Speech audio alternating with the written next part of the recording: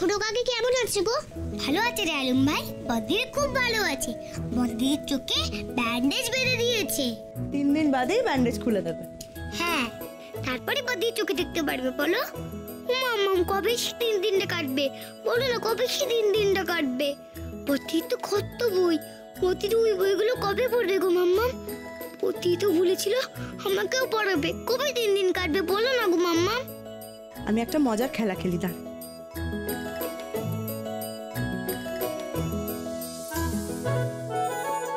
এই দেখ, এটা তো ক্যালেন্ডার। এখানে আজকের ডেটটা আমি এই লাল কালি দিয়ে কেটে দিই, আর বাকি আর যে 2 দিন রইলো সেই 2 দিন তুই আর হালুম মিলে লাল কালি দিয়ে কেটে দিবি। তাহলে দেখবি 3 দিন খুব তাড়াতাড়ি কেটে যাবে, আর বদ্দিদির চোখের ব্যান্ডেজ খুব তাড়াতাড়ি খুলে দেবে। কোনো চিন্তা নেই। ঠিক আছে, আমরা দুজন বক্সে কাটা দাগ দিয়ে দেব। ঠিক আছে বুটু দিদি? হ্যাঁ, একদম ঠিক আছে। হ্যালো,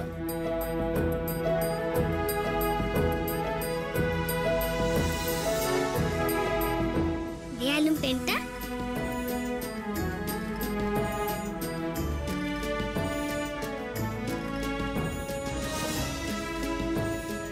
একটা দিন কেটে গেল, রইল বাকি একদিন।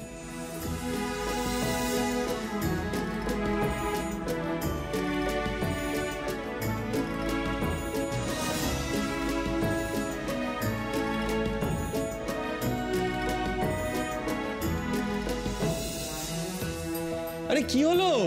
কোথায় সব? তাড়াতাড়ি এসো, এরপরে তো হসপিটাল যেতে দেরি হয়ে যাবে। মাধবী তাড়াতাড়ি করো, বাকি পুজোটা এসে করবে।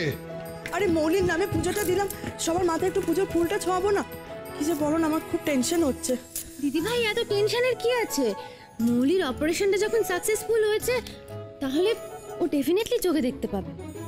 কিন্তু আমার টেনশনটা হচ্ছে অন্য জায়গায়, জানো? কি টেনশন হচ্ছে লেখা? টেনশনটা হচ্ছে এই যে, আমাকে একটা কথা বলো তো, মৌলির যখন চোখ ভালো ছিল তখন দেখেছিল নির্ঝরদাকে? কেন লেখা এরকম কেন বলছিস? না, এই কথাটা বলছি তার কারণ হলো, যদি মৌলি আজ প্রথম নির্ঝরদাকে দেখে থাকে, ওদের বিয়েটা টিকবে তো? ডিভোর্স ডিভোর্স বলে চেঁচিয়ে উঠবে বেচারি। খাকে চাপানো হচ্ছে গলায়, বাঁদরের গলায় মুক্তোর মালা। তোরা কি রে? আমি টেনশনে মরে যাচ্ছি, তোরা ইয়ার কি মারছিস? আরে একদম ঠিক অনিকেত। আমি নতুন জামা পরেছি, ভালো লাগছে আমার দেখতে। বদ্দিতে আবার সবকিছু নতুন করে দেখবে, তাই না মাম্মা? আমি ভালো লাগছে দেখতে, বলো না? ভূতু সোনাকে তো খুব সুন্দর লাগছে, বদ্দিদি খুব খুশি হয়ে যাবে। বড় বৌমা, আমি বরণ ডালাটা সাজিয়ে রাখছি। মৌলিকে তো বরণ করা হয়নি, ওর চোখটা ভালো হয়ে ফিরে আসুক, তো বরণ করে তবে ঘরে তুলব। এত আনন্দ হচ্ছে আজ আমার। ভূতু যা। মানে কি বলছেন কি আপনি? অ্যাডভান্স দেওয়া আছে, ভাড়া সব ক্লিয়ার, এরকম বাড়ি ছেড়ে দেবো? সব সময় বছর লোকটা দুষ্টুমি করে, গোবর খাইয়ে দেবে। এবার কোথায় দেবে সকলেই বাড়ি ছেড়ে? নিশ্চয়ই ভাড়া বাড়াতে চাইছেন, তাই তো জওহর বাবু? 1 মিনিট টাইম প্লিজ, স্টপ। মামু, তোমার যা বলো তাড়াতাড়ি খুলে বলো, নইলে আবার অন্যরকম তাণ্ডব শুরু হয়ে যাবে কিন্তু। ভূতু দেখ তো কি করা যায় এদের নিয়ে। দাঁড়াও, দেখাচ্ছি মজা।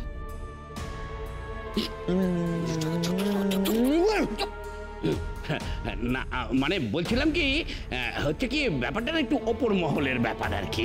ওই আমাদের পুরনো বাড়িওয়ালা বাড়িটা বেচে দিয়েছে,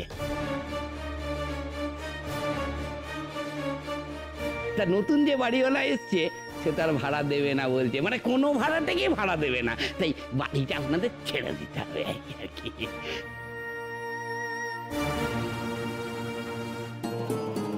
না, কেউ যাবে না, কেউ যাবে না এই বাড়ি ছেড়ে, কেউ না।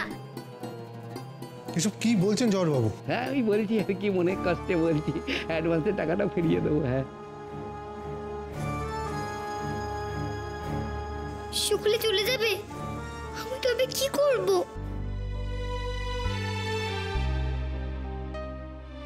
কেউ যাবে না এই বাড়ি ছেড়ে, কেউ না, কেউ না, কেউ না।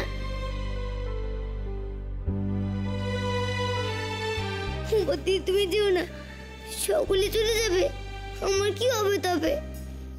কি করবো আমি? যেও না মাম্মা, যেও না তোমরা। কি বলছো কি বদলোক তুমি? কেন চলে যাবে সকলে বাড়ি ছেড়ে? কেন চলে যাবে? কি দুষ্টুমি করছো তোমরা? ও প্যাংলা প্যাংলা, তুমি বলো তো তোমরা কি দুষ্টুমি করছো? কি দুষ্টুমি করছো?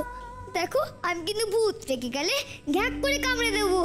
হাউ মাউ কাউ। দাঁড়া ভূতু দাঁড়া, মাথা ঠান্ডা কর, ওদের কথা বলতে দে। দেখুন জোয়ারবাবু, আপনি বললেই তো আর হুট করে বাড়ি ছাড়া যায় না। একদিন এই বাড়িটা ভাড়া নেওয়ার সময় আপনি যথেষ্ট আগ্রহ দেখিয়েছিলেন। এখন আমাদেরও একটা সিদ্ধান্ত নেওয়ার ব্যাপার আছে। স্যার বিশ্বাস করুন, মামুন কিছু করার নেই, হাত পা মাথা। আজকে কিন্তু আমি তোমার নাকে বিড়ির ব্যথা খুঁজে দেবো প্যাংলা। দেখুন জহর বাবু, আমরা আপনাকে আগেও বলেছি, আবার বলছি, এই বাড়ি ছেড়ে যাওয়া আমাদের পক্ষে সম্ভব নয়। এক কথাটা বারবার বলতে ভালো লাগে না। আমরা এই বাড়ি ছেড়ে যাব না, যাব না এই বাড়ি ছেড়ে। আপনি কারণে অকারণে অনেক সময় বাড়িতে এসেছেন, আমাদের কাছে অনেক কিছু চেয়েছেন, আপনার সব দাবি মিটিয়েছি আমরা। আপনি এখান থেকে বেরিয়ে যান, যা করার করে নিন আপনি। আমরা এই বাড়ি ছাড়বো না, ছাড়বো না এই বাড়ি। ইয়ে বৌদি, বলছিলাম কি, আমার হাতে কিছু নেই। সে তো দেখতেই পাচ্ছি খুব বছরক, খালি হাতেই তো আসো তুমি সব সময়। কোনোদিন কারোর জন্য মিষ্টি নিয়ে আসো নাকি? তোমরা যাও এই বাড়ি ছেড়ে যাও, কেউ যাবে না এই বাড়ি ছেড়ে, কেউ না। আপনারা বুঝতে পারছেন না, এবারে কেসটা সত্যি একটু আলাদা, ইটস ডিফারেন্ট। দেখুন আপনারা একটু বোঝার চেষ্টা করুন, আমাদের এক খুব প্রিয়জন থাকে এ বাড়িতে, যাকে ছেড়ে আমরা যেতে পারবো না। আমার কথা বলছে, বুঝলি প্যাংলা? এই দেখো, আমি তো কিছু বোঝাতেই পারছি না আপনাদের। ও ভাগ্নে, এদের একটু বুঝিয়ে বল না, আমি কি এদের বাড়ি থেকে তাড়াতে চাই? স্যার, ও ছোট স্যার, সত্যি বলছি, আমাদের এই দুই মামা ভাগ্নের হাতে কিচ্ছু নেই। মালিক পাল্টে গেছে, কালকে বাড়ির দখল নেবে।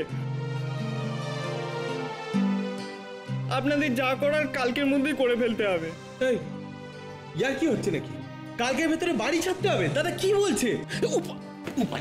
উপায় নেই স্যার, উপায় নেই। কি করব বলুন? কালকের মধ্যে ছাড়তে হবে। কালকে এসে অ্যাডভান্সের টাকাটা ফেরত দিয়ে চলে যাব। একটু বাড়িটা ছেড়ে দেবেন স্যার প্লিজ। হ্যাঁ প্লিজ, এই আছে, হ্যাঁ চল ভাই, চল।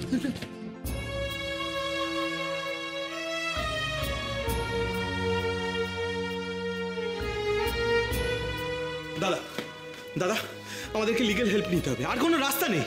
আরে যখন তখন বাড়ি ছাড়া যায় নাকি? মানে এটা কি? তুমি খুব বাঁচালো, খুব বাঁচা, খুব বাঁচা। আমি কি করবো এবার? কি করবো আমি? প্লিজ বলে দাও তুমি ঠাকুর, আমি কি করবো? তুমি বলো না গো ঠাকুর, ও ঠাকুর বলো না তুমি। ভূতু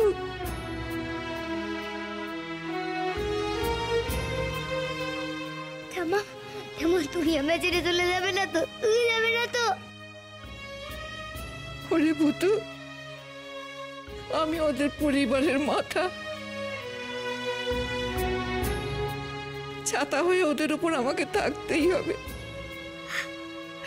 তাই তো আমি ভূত হয়ে আছি রে। আমাদের ওর সঙ্গে যেতেই হবে, যেতেই হবে আমাকে। তুমিও চলে যাবে, তুমিও চলে যাবে।